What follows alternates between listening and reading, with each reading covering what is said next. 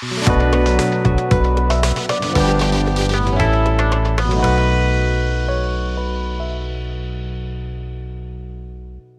everyone, and welcome to Books Undone.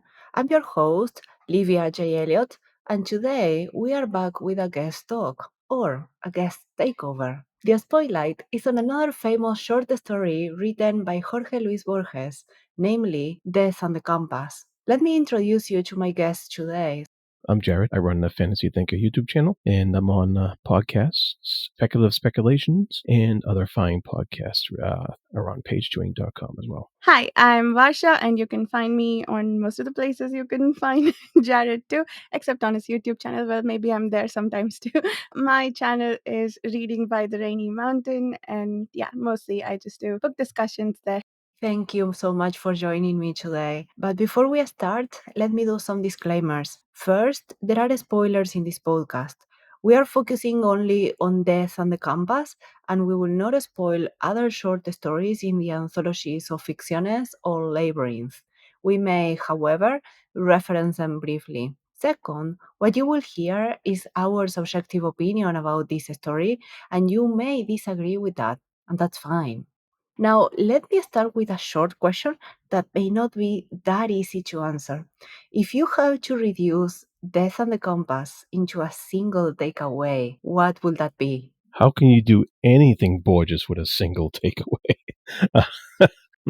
On a surface, it seems like just a quick detective farce type thing. It's kind of tongue in cheek for that genre, but you can tell it right away. It's not about that genre, even though he's writing a detective story. It's really not about a detective. It's kind of deeper than that, but but we can get into that. I mean, if we're talking single takeaway, I guess I can speak in terms of like abstract uselessness. I just came away thinking, oh my God, that blew my mind. Which I guess at this point, every Borges story does. Yeah, I wrote in Hindi, I said, ye kaha ki samajhdari hai, which is basically like, what kind of sensibility is this to the detective at the end of it? So I guess that's my take. Like, what were you thinking, bro? Which we know as we go through what he was thinking, but I loved that story. I loved how it subverted every expectation we might have along the way. And the one that it set up at the very beginning, where it basically tried to tell us that this guy's a very competent detective, which he was, but oh, look how that was misused to turn him around and dig his own grave, so to speak. I think that will be my single takeaway. It's like a cautionary tale to me that we can create fictions to match reality. For example, conspiracy theories or things that we know they are fake or and we end up believing them simply because we try to shoehorn reality into that. And Borges is striking again with the themes of perceptions and mirrors. It's like we have, at least to me, two layers of mirrors. On the one hand, we have Detective Lonrod, which is the clever guy who has a very convoluted perception of reality, and he's trying to solve this puzzle of murderers, and he's slowly trying to piece together the criminal's idea, but he's also at the same time creating a fiction, as we find out at the end of the story. And on the other hand, we have the actual criminal, Scarlac, who basically by sheer luck guessed what Lonrod was going to do and crafted reality to meet the fiction. So it's like they are mirrored and doing opposite things. And at the same time, I think we have that idea of a mirror within the fiction because Scarlac mirrors Lonrod's. And outside of the story, we, the reader, we are mirroring that reality because at the start of a story, it seems like a regular murder mystery, whodunit type of story. And we just believe it and create the fiction, piecing all the bits together. And it turns out that the whole mystery was a red herring. Yeah, a set up red herring and very well set up by the criminal. It was fun. I actually had more fun with this story than with the last one because the last one was so convoluted. It was had to take really a lot of time to try to make sense of it. Whereas this one, I felt that we kind of already had a base for Borges. We kind of were going in expecting his unique, perceptive takes on reality, and so that kind of helped, I think, really stopped me off with this story, and I was like, and I enjoyed myself more initially, I think, because of that. And I think there's a little more humor in this one than and it made it a little fun. I love his choice of adjectives in the very first paragraph. He points out the reckless discernment of Lonrot and rigorously strange periodic series of bloody events, and amid a ceaseless aroma, and he foresaw it as indisputable. So all those terms kind of key you into how Lonrot goes about his task and how he thinks, and it keys you into what the story is going to lead into with those adjectives. All those adjectives are so strong and so sure. And of course, all that gets flipped on its head by the end of the story, because it turns out he was, like you said, he was creating his own conspiracy, his own reality, and was very sure about it as it's going along. And of course, all that gets flipped on its head later on. And I love how we're also led to, oh yeah, this guy, he's it. He's sure of himself. These are constants right here. These strong adjectives, and they give that sense that that's what we're getting into. And as it goes along, we kind of start seeing a little different reality. As I love his adjectives. It's so great. He also compares himself to August Dupin, who I haven't read any Poe, but I guess he's a detective created by Poe and inspired Holmes and Poirot. And so, like, you get all this set up to tell us, like, he's gonna solve this thing and it's gonna be cool. And he did, but he solved a setup mystery, which I think that was the brilliance of this story, wasn't it? It's not like it turned out that he was an incompetent detective. It's just that he fell into his own trap of reasoning. And the thing I like about it all is that the whole thing was a setup, right? He saw the newspaper article about how he's reading all these books about the, I don't know, whatever mysticism he's reading about. And then he starts to set up the remaining traps, which I thought was pretty cool too. Like, it's just enough to be believable that this could happen. It's not that he expected right from the beginning that Lonrot would fall for all his traps. It's that he saw an opportunity here and he took it. There are two things in there that I want to mention. First of all, in that paragraph, he actually spoils the end, because he's saying it is true that Eric Lonrot failed to prevent the last murder, and we all know he gets killed. So it's like the same Borges thing that he's always giving us the end. And also, in terms of the adjectives and the names, I have a friend who is living in Germany, and I was talking about this one, and I was trying to summarize the story, and he tells me, like, Scarlac means scarlet. So the villain's name is Red Scarlet. I started to think, because when I was little, I was like a Sherlock Holmes fan. Like, I would read anything from him. And there is one of the stories which is called A Study in Scarlet, which is actually the first Sherlock Holmes story.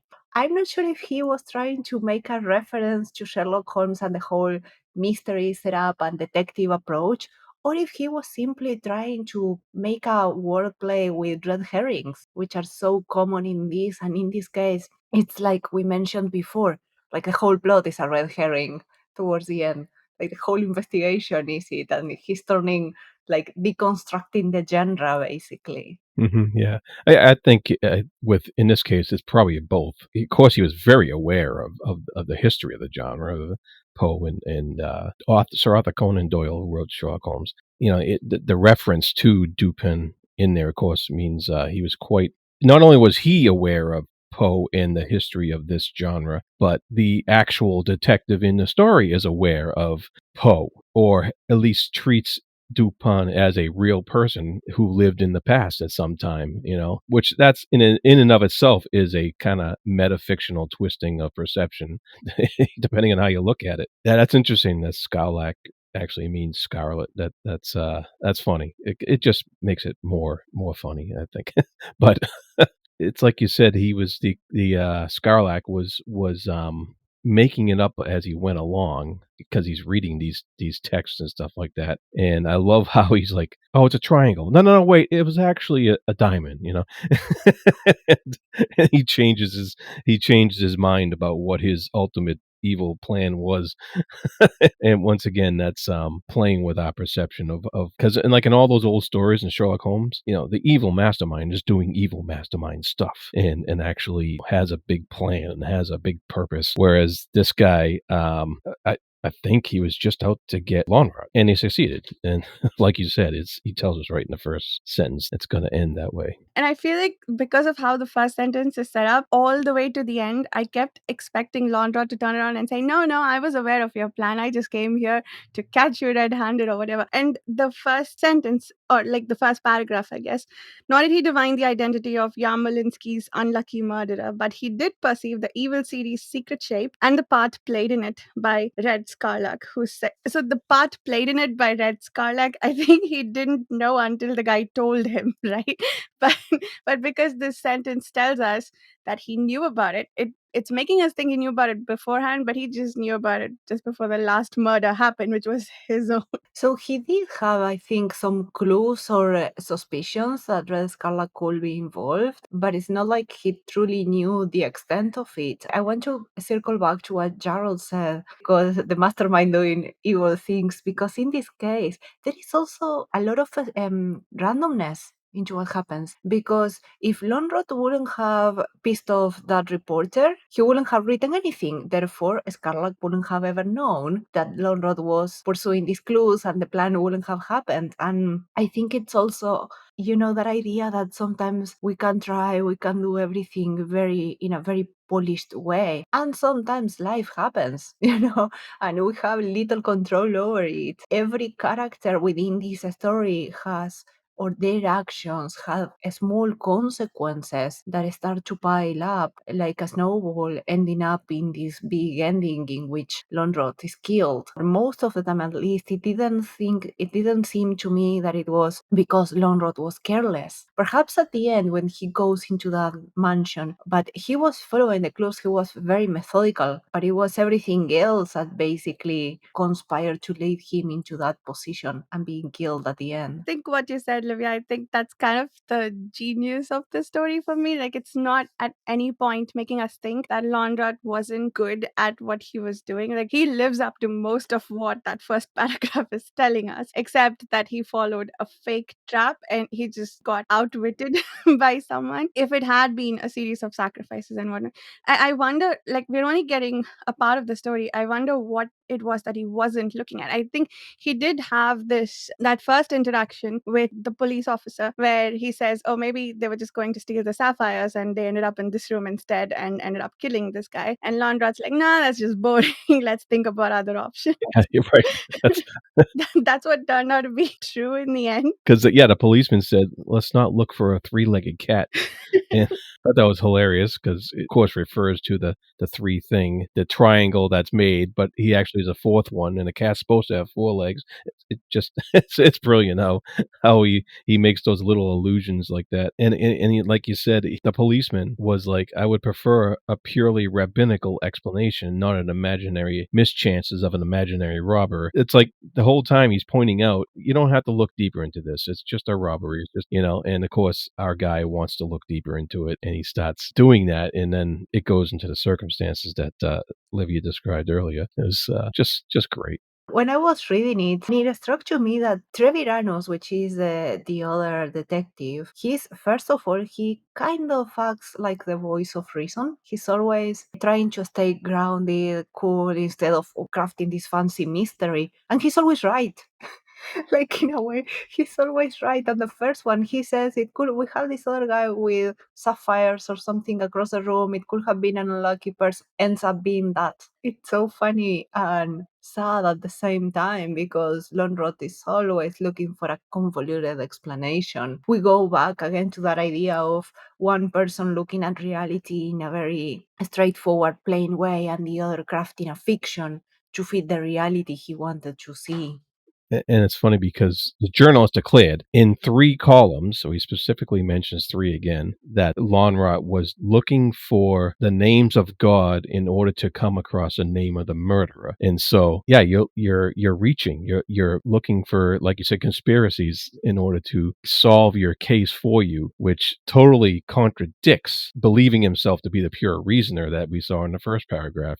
I love how it was very funny how that came about, because then, of course, because that publication comes out, then the actual murderer can look at that and play Lonrot how he did. I think, yeah, if there is a mistake he made, it is to not consider the other options, right? Which he was not taking his own advice that he gave the police officer. He told the police officer to also look at other options, but he didn't consider or chase down the simpler option. I guess that would be his mistake that led him to his death, if anything. But I think that that's an important one as I think about it in things like scientific research or in things like just similar police investigations. If you not necessarily convolute it, but if you pick an approach and you stick with it and don't look at other options, what that can do, and I guess in this case it led to direct self-harm, but also it can cause damage, right? That's in the very first line, reckless discernment, and that's basically what he did.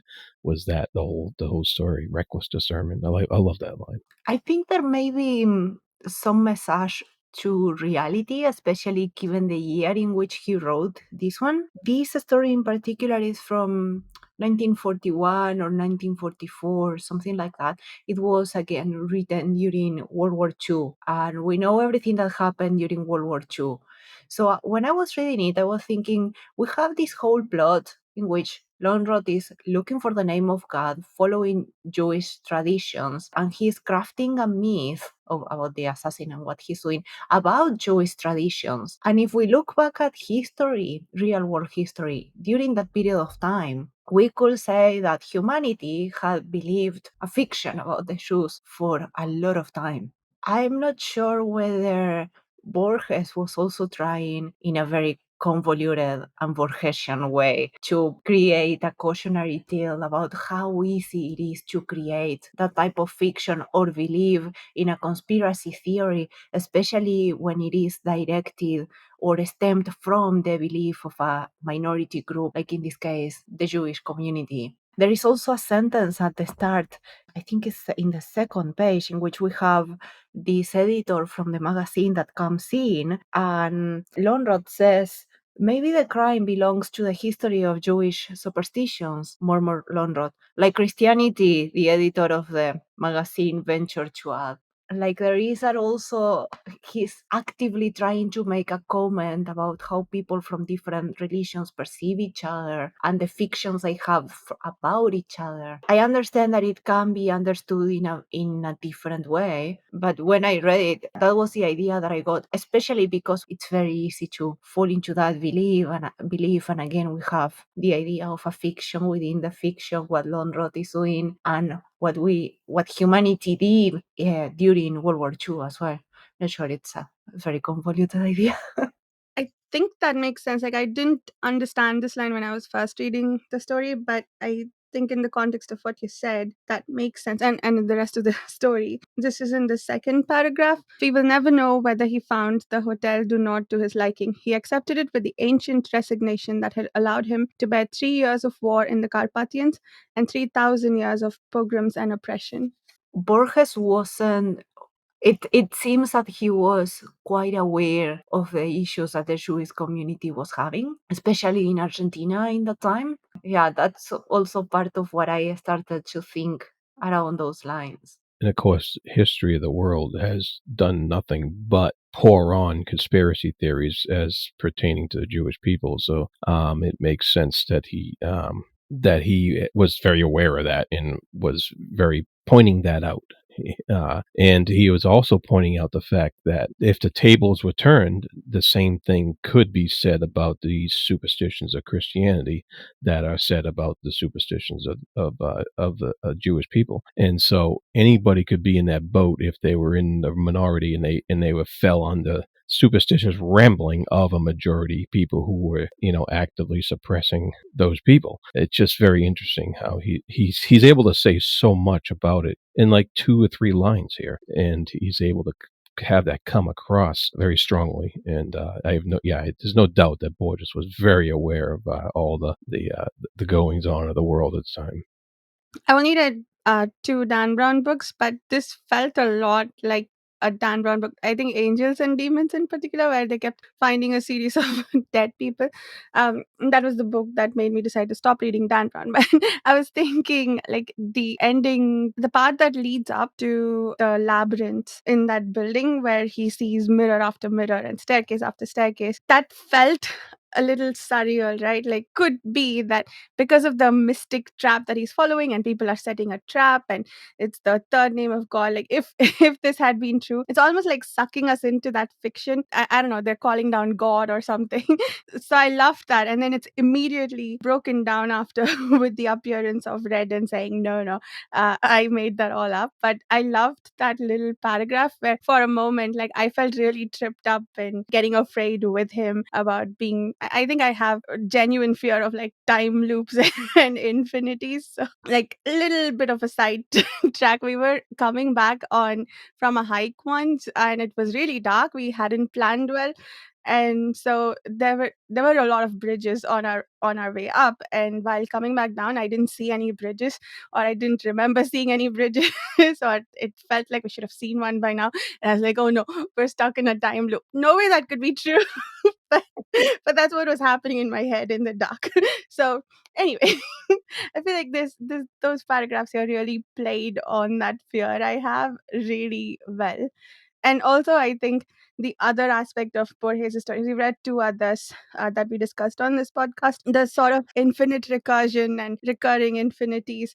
I think those we saw in the Library of Babel and also a little bit in Toulon with the parallel mirrors and stuff. He played into that a little bit in this too. I really just loved that paragraph. So that was going to be my next question. What do you make up from that mansion towards the end? Because it seems to be described in a way that is built in to mirror itself. The design of it seems to also have like a staircase, and in the opposite side, you have a staircase that mirrors it. And again, I also thought of the Library of Babel when I read that, especially because the other was more geometric than this one. Do you think it actually tries to bring back to the physical world, whatever was happening on the mind world, that mirror that Lonrod was creating about reality? It seems to be that Lonrod, he kind of admits that it's kind of in his head that this house is like the things that make it seem larger, the dim light, the symmetry, the mirrors, and his unfamiliarity and his loneliness. And so we don't know how much of it was something that he was just perceiving, or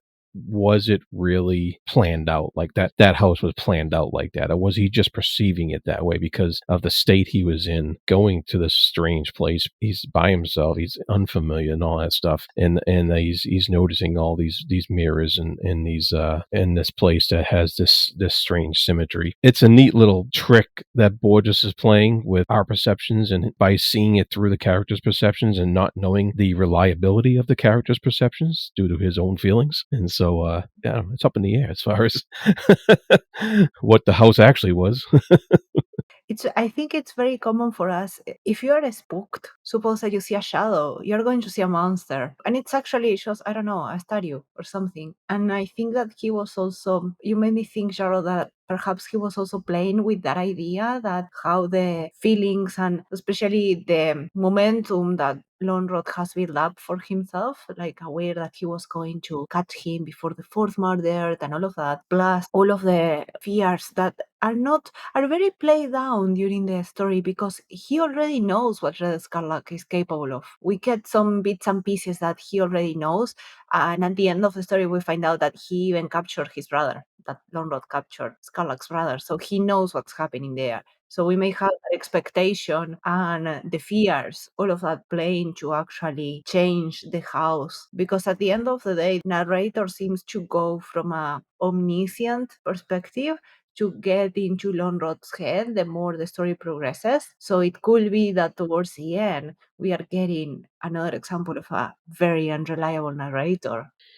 Yeah, and Borges knows that if you read Poe and you read Sherlock Holmes, they all have spooky mansions. And so the reader already has a perception of what this spooky manor is going to be. And he just plays that up. He plays it up a lot. He doesn't need many words to do that with, and he does it so well and so quick because there's a certain level of reader expectation, I think, with a detective story. And the spooky mansion was a well-known trope. There's a lot of expectation going into that as a reader and knowing what a spooky mansion is. And so Lonrot conveys those feelings as he's going in, and we get that. It's beautifully done. I love how he did it. It's great. And there's also the standard I think it's a detective story trope where the villain stands in the end and explains everything he did, accompanied by mandatory evil laughter. Oh yeah, I wrote that on the side of the thing. I was like, great monologuing. Here we go. And I think he was playing with us with that too, because that's the villain explaining his villainous plan at the end, even though it was it's ironic because it was kind of made up on the fly as he went along, so it wasn't as mastermindful as those old detective stories. It was actually funny. It was ironically funny. It's like the entire story is subverting the murder mystery and the whodunit tropes. And he took painstaking care to actually go through every trope, everything that a mystery reader could actually expect from this story and change it. You know that the one of the compilations of his stories is called Labyrinth. As we were discussing it, I was thinking like it's like Borges was actively crafting a maze or a labyrinth here. Put the readers there like a mouse to play in the trap. And at the end of the day, he's just like, close or nope, that's it. It's a completely different thing. And he actually subverts every expectation that you would have on a very plain story. Because at the start, it seems to be like a very classical, plain murder mystery, and I was reading it and I was wondering like where is the Borges twist here? And it doesn't happen until the end, right? And it's like the exact moment in which that labyrinth he so carefully crafted comes to life. And there's also a sort of almost physical, maybe not just in your mind, labyrinth with the one that he navigates inside the building, right, as he's making his way through. Feels like a bit of a maze, doesn't it, as he's making his way through the building and starting to wonder whether he'll ever get out. I think that was a part that made me understand, I guess, why it was in the Labyrinth collection. But I think I really like what you said about this also being a maze that he's constructed in our minds about the story itself. And also, perhaps we are focusing a bit too much on Lonrod, but towards the end, on that big villainous monologue, Scarlac also says that when his brother was captured, he was wounded with a bullet and he stayed in that house. And he recaps basically all the dreamlike moments that he had in that mansion. And it also feels like a labyrinth or like something, a fiction to come in and touch reality, because there was I think, a painting, a mural, and in that feverish dream he thought it became reality. So again we have the same themes, and basically those dreams combined with the anger he was feeling because his brother was captured is what leads Karlak to create all this plan, or to basically be sworn to kill Lonrod.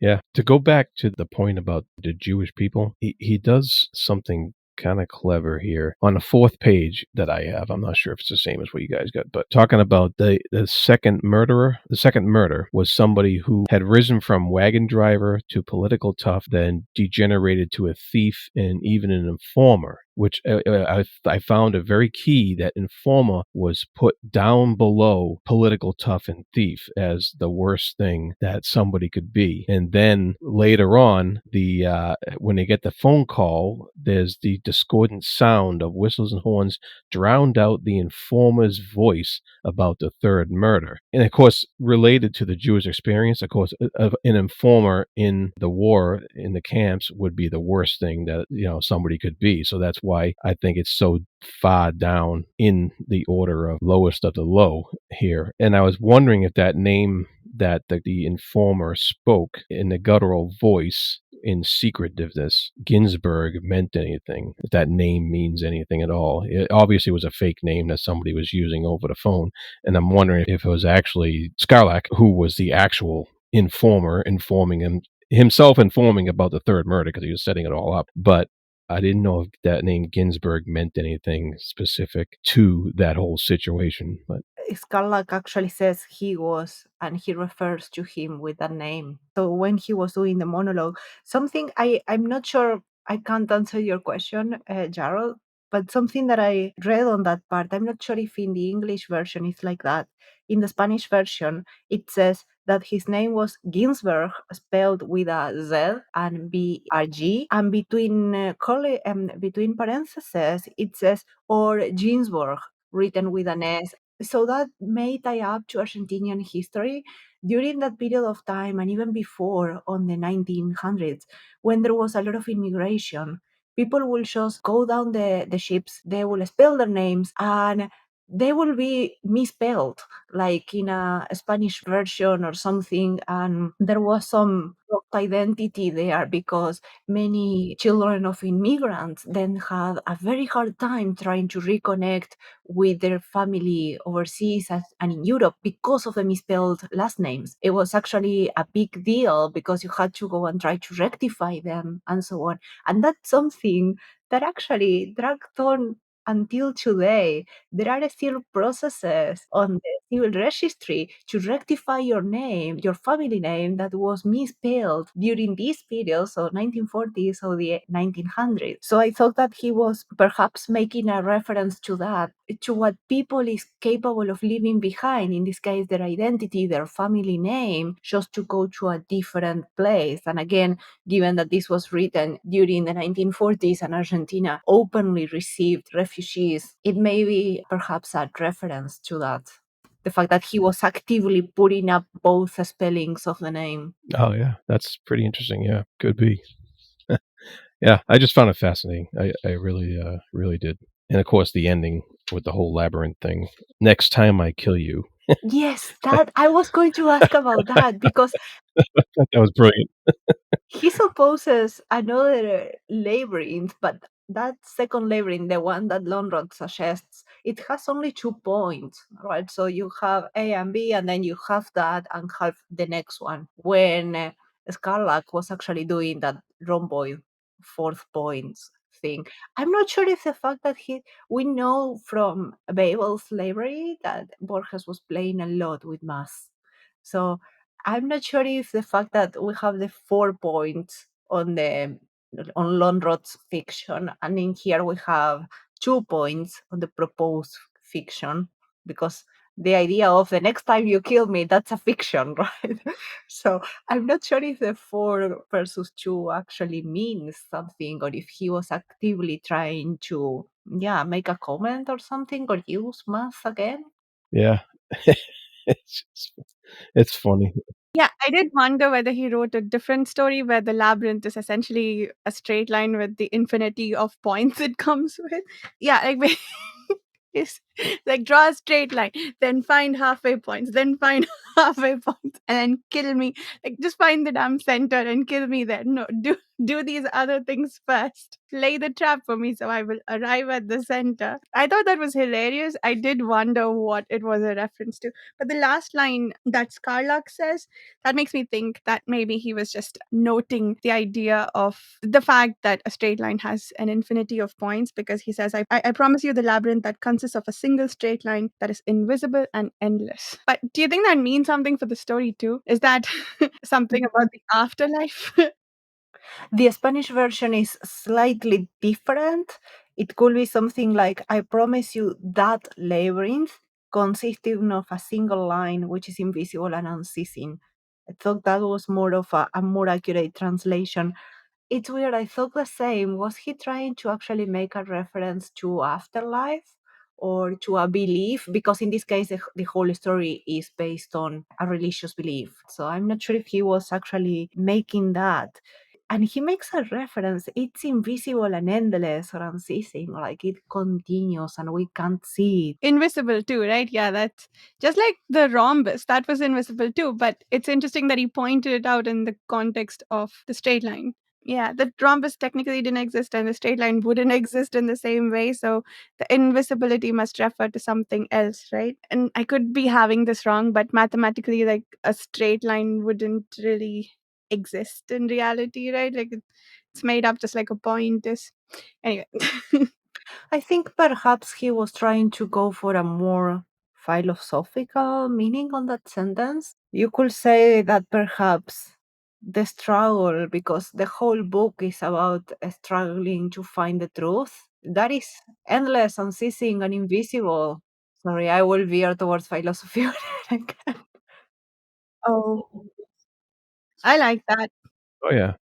No, that is true, and of course Borges has played a lot with alternate realities and perceptions and dimensions and stuff. So, is there another reality where he does kill him in a different manner? Leading him to a death on a straight line, so to speak. It's all interesting possibilities.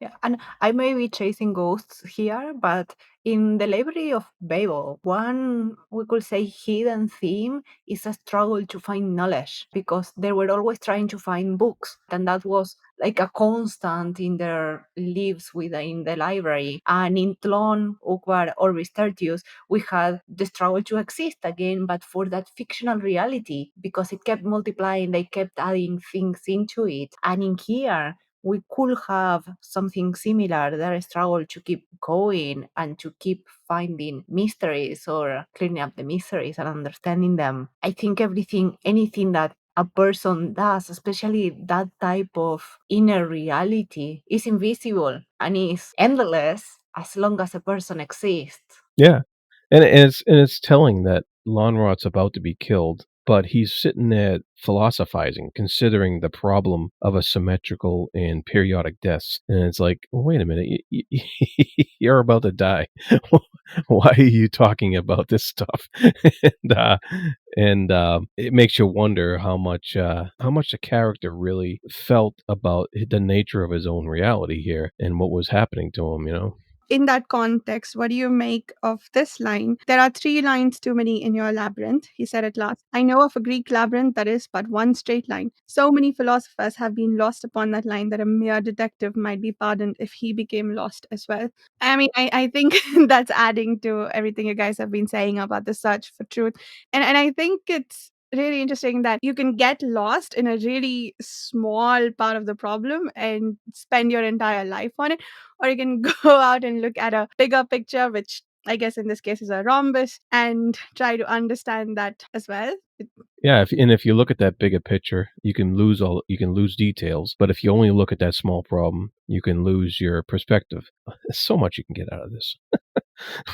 Now, Varsha, what you said, it made me think of something. Like in the paragraph just above that, when he says, in your labyrinth, there are 3 lines too many. In the paragraph just above that, Lonrod says that he felt faintly cold and he felt too impersonal, almost anonymous sadness. Like, thinking on what you said, I kind of see that line as expressing that he was depressed because depression has that quality of making impersonal and detached from everything, that there is no actual meaning to the things. Lonrod's emotions at that moment, they don't, like Jarrod said, they don't correlate to the action that he's about to kill. Another person could be crying, whatever, and very anxious. But he seemed to me to have that calmness or that detachment caused by the depression.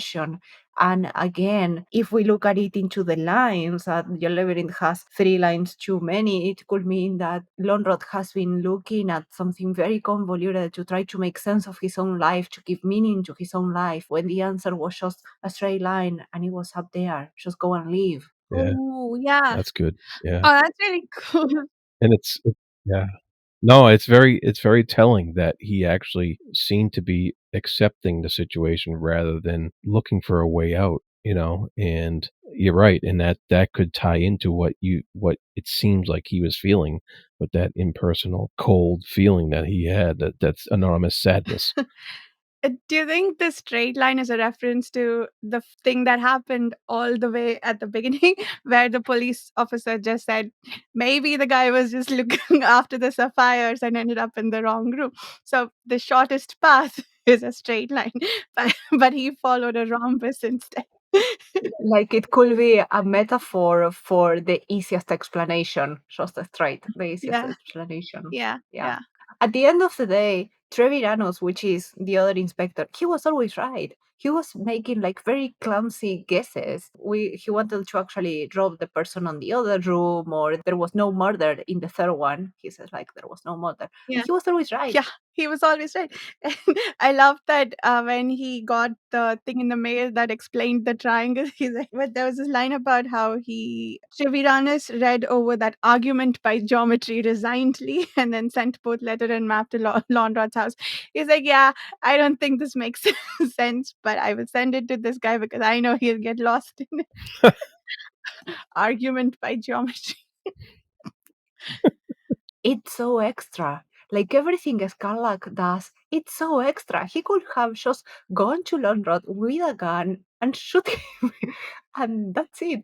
Like he didn't have to craft all of this fiction, all of these labyrinth for London to fall into the trap and actually go to the mansion and kill him there. He could have just probably lured him if Scarlac really wanted to lure him into the mansion. He could have done so in a more easy way. As we mentioned before, there is always that element of luck or chance that is affecting what the characters believe or end up deciding in this story. Because if the first victim hadn't been a rabbi, he wouldn't have the books, and Lonrod wouldn't have guessed. It was like he was standing in that room looking around and said like, oh, weird books that I don't know nothing about. Therefore, that's it. That's a mystery. And then we have the writing in the columns in the magazine that give the idea to Scarlac.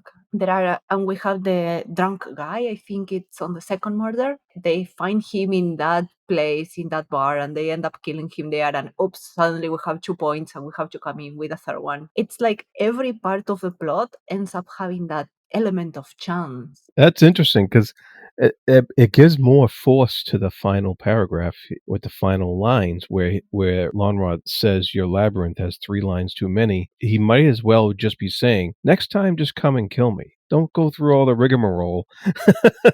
you know, go in a straight line and just come and kill me. And that's kind of funny. The irony I abounds. like that. It's great. Because this story is in a large part a bit of a, I don't know, is deconstruction the right word, of detective stories? Do you think it is the convolutedness of Scarlac's plot? Is that an allusion to how convoluted the mastermind's plots typically tend to be in detective stories? That if you if you take a lot of it out, you could probably have a simple solution, but you wouldn't have a good story. I don't know. I wonder if it's also doing that deliberately. I think it tackles everything at every level because I can also read it as a warning about crafting convoluted explanations in reality when something very simple can be just the answer. It's honestly a very interesting story, and I thought it was more accessible than the others, Library of Babel and Tlon, because the other two have a very thin plot. They are more of an exposition, like here is a weird thing, and that's it. And in this one, we have more of a plot. It's more traditional in that sense, except that when you reach the end, review the story and start picking up, it's not traditional at all. It's traditional until you start breaking it down, and then you're like, oh, okay, it's not. But yeah, I told you that yesterday, Varsha, that it was a bit more accessible than the previous stories. But then once you start breaking it down, you're like, oh wow, this is clever. It really is. Like when I came here today, I was prepared to discuss a very cool detective story, a very cool take on a detective story. But we talked about the meaning of life and looking at the big picture and the little picture. Of course, a Borges story has to do that, but I think it's really cool. Like you could do the surface level reading of just the detective story, but then there are so many of these like little sentences here and there. I feel like I don't know why that's there, but I'll come back to it. But when you do and you put it all together, it's the meaning of life itself, apparently. I love that. It's like his prose was always so carefully crafted. Like he will always sew up words. Like you said, Varsha, they seem like inconsequential or a nicely chosen adjective. And then once you finish the story, it's just like, whoa. it has 4 layers of meaning, that Yeah, single word. yeah. I would be curious about like what his process was to refine his writing to like every word conveying what he wants it to. I think it's really cool what he does. Thank you everyone for joining me in another terrific discussion of Borges' imaginative storytelling. Let's do a round of outros so that the listeners know where to find you. Yes, you can find me at the Fantasy Thinker YouTube channel, and you can find me on pagechewing.com in various podcasts, including Speculative Speculations. You can find me on the YouTube channel Reading by the Rainy Mountain, on the podcast Speculative Speculations, hanging out on the Page Chewing forum, and on some episodes of the Page Chewing podcast, I guess. Awesome. Thank you both for joining me today. That said, and if you like the episode, please like and subscribe, and let's continue the discussion in the comments. Also, you may want to check the other guest talks about Borges stories. So far, we have covered The Library of Babel and Tlon Ukbar Orbis Tertius. If you want to get bite-sized deep dives, prose analysis, and other bookish discussions, then subscribe to my newsletter. You will also get a free ebook for my novella, The Genesis of Change. I will leave the link in the episode's description. Thank you for listening and happy reading.